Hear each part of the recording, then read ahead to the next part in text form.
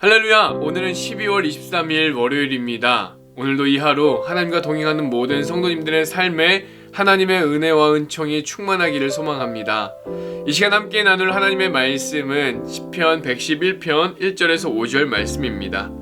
할렐루야! 내가 정직한 자들의 모임과 회중 가운데에서 전심으로 여호와께 감사하리로다. 여호와께서 행하시는 일들이 크시오니 이를 즐거워하는 자들이 다 기리는도다. 그의 행하시는 일이 존귀하고 어미하며 그의 의가 영원히 서있도다.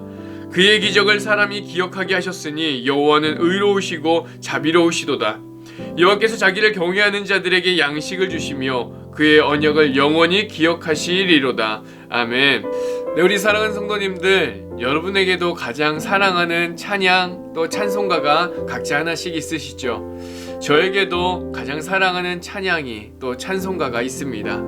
찬양을 부르면 마음이 평안히 찾아오고 또 때로는 큰 힘과 위로가 되기도 합니다. 그리고 말할 수 없는 큰 감동이 밀려올 때도 있습니다. 예배 시간에 우리 성가대의 찬양이나 찬양팀의 찬양을 듣고 또 함께 부르면 너무나도 큰 은혜가 있습니다. 이처럼 찬양에는 능력이 있고 위로가 있고 은혜가 있습니다. 그 이유는 이 찬양을 통하여 우리가 하나님을 고백하기 때문입니다. 여러분, 시편에는 하나님을 찬양하는 고백으로 가득 차 있습니다. 할렐루야로 시작하는 오늘 시편 111편 또한 하나님을 향한 감사와 찬양을 주제로 하고 있습니다. 전체적인 내용을 나누어서 보면 먼저 1절에서 4절은 하나님의 행하심에 대한 찬양의 고백입니다. 그리고 이어서 5절에서 9절은 백성에게 베푸신 하나님의 은혜를 고백하며 또 마지막 10절은 결론적인 교훈을 삼고 있습니다. 특별한 점이라고 한다면 111편을 포함한 118편까지의 시편은 유월절, 오순절, 장막절 등 절기 때 사용하기 위하여 만든 시라는 것입니다. 유월절과 오순절과 장막절은 이스라엘의 3대 절기라고 불릴 만큼 아주 중요한 절기입니다. 이스라엘의 이 3대 절기는 모두 이스라엘의 출애굽과 연관이 되어져 있습니다. 그래서 이 출애굽 사건과 연결되어진 하나님의 은혜에 대한 감사가 이 시편 안에 곳곳에서 고백되어지는 것이죠. 지금 우리는 예수님의 오심을 기다리는 대강절을 보내고 있습니다. 근데 이 대강절, 성탄절 역시 우리를 구원하시기 위하여 인간의 몸을 입고 이 땅 가운데 오신 하나님의 아들 예수 그리스도의 은혜를 기뻐하고 감사하는 절기입니다. 그러니 성탄절에 하나님을 향한 기쁨과 감사의 고백인 찬양이 빠질 수 없겠죠. 우리의 찬양에는 분명한 이유가 있습니다. 하나님을 향한 우리의 고백이 멈출 수 없는 이유가 있습니다. 우리의 삶 가운데에 하나님께 드리는 이 예배가 멈추지 않는 분명한 이유가 있습니다. 그것은 하나님이 행하신 놀라운 일들 때문입니다. 본문 1절을 보면 이렇게 시작합니다. 할렐루야, 내가 정직한 자들의 모임과 회중 가운데에서 전심으로 여호와께 감사하리로다. 시인은 먼저 고백합니다. 내가 전심으로 여호와께 감사하리로다. 왜 하나님께 전심으로 감사하는 것일까요? 2절에서 말씀하시죠. 여호와께서 행하시는 일들이 크시오니 이를 즐거워하는 자들이 다 기리는도다. 하나님께서 행하시는 일들이 크기 때문이라고 고백합니다. 하나님께서 나에게 행하신 기적과 같은 일들이 있다라고 하는 것이죠. 하나님께서 우리 가정 가운데 행하신 기적과 같은 일들이 있습니다. 하나님께서 우리 교회 가운데 행하신 크고 놀라운 일들이 있습니다. 바로 우리의 찬양의 이유인 것이죠. 오늘 시편 기자도 이것을 말하는 것입니다. 하나님께서 엄청난 일들을 행하셨는데 우리가 마땅히 그 행적을 기리며 찬양하며 감사해야 하지 않겠느냐라고 하는 것입니다. 3절도 볼까요? 그의 행하시는 일이 존귀하고 어미하며 그의 의가 영원히 서있도다. 하나님께서 행하시는 일들이 그냥 지나가는 일들이 아니라는 것입니다. 사소하고 하찮은 일들이 아니라는 것입니다. 존귀하고 어미한 일이라고 하는 것입니다. 할렐루야.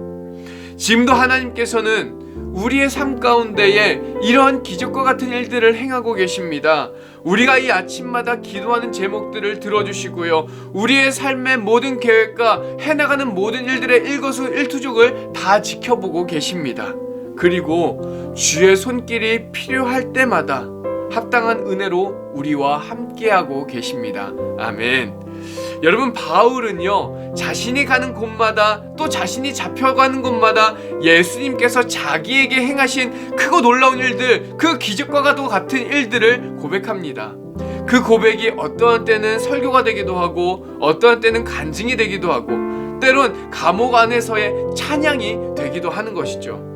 바울에게는 이러한 고백과 찬양이 있기 때문에 세상 가운데에 복음의 증인, 예수 그리스도의 증인으로 살아갈 수 있게 되어집니다. 이러한 증인된 삶은 예수님을 만난 제자들이나 바울만의 몫이 아닙니다.